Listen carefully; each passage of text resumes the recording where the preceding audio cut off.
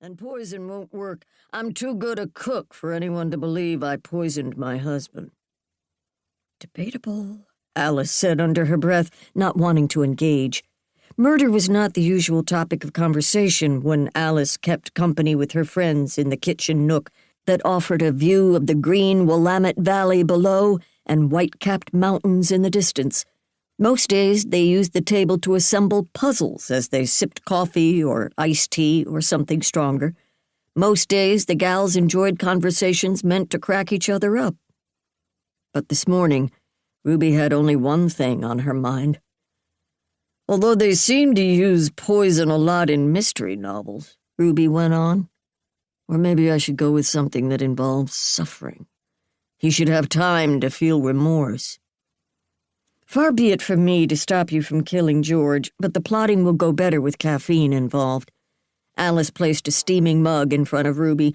The coffee aroma began to work its magic as the second cup filled, and Alice considered her day.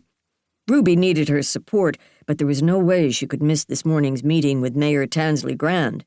The town council had recently voted in a 10% cut to city services, and Alice was ready to fight for her library.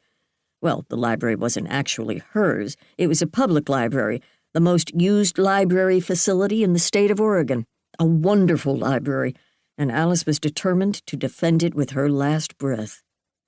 When Alice placed a spoon and sugar bowl in front of Ruby, the cell phone sitting there chimed a few times as messages popped onto the screen. "Look at that," Alice said. "It's probably George begging you to forgive him."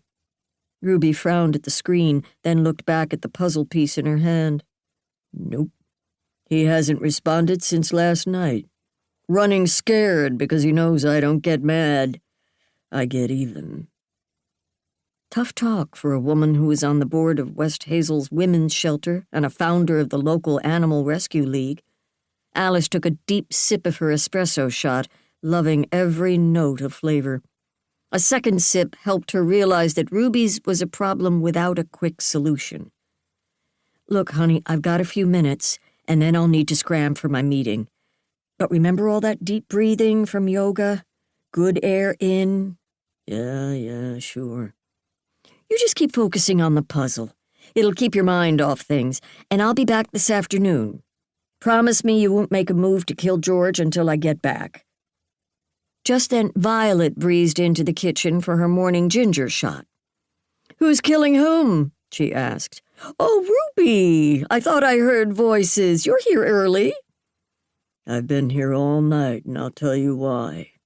As Ruby explained she'd caught her husband cheating, Violet grew tense, putting up her hands as if to create a barrier.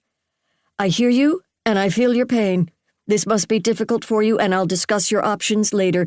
However, in this moment, I need to be surrounded by positive energy. Parent-teacher conferences today." "Of course. Don't let me ruin your day." Ruby picked up her cell, which was still chiming with messages. Alice shot her sister a disapproving look. "A little empathy, please?" "My heart is breaking," Violet said, patting her chest lightly, "but I do have a school to run, so off to work I go." It must be nice to let the pain of others roll off so easily, Alice thought as she watched her sister leave through the garage door. Maybe Violet was lucky to be so obtuse. Alice had always been cursed by compassion for lonely hearts. She wanted the folks around her to be happy, damn it. "What's with these people?" Ruby scowled at her phone. "I've got a bunch of texts from Imani.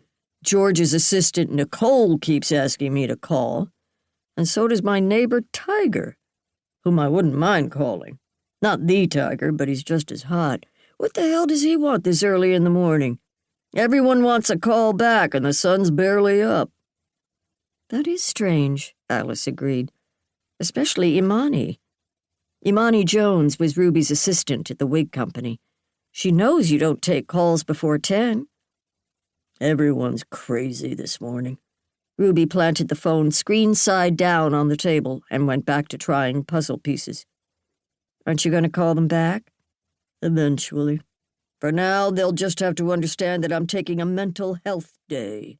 And, my husband is a rotten, cheating scoundrel."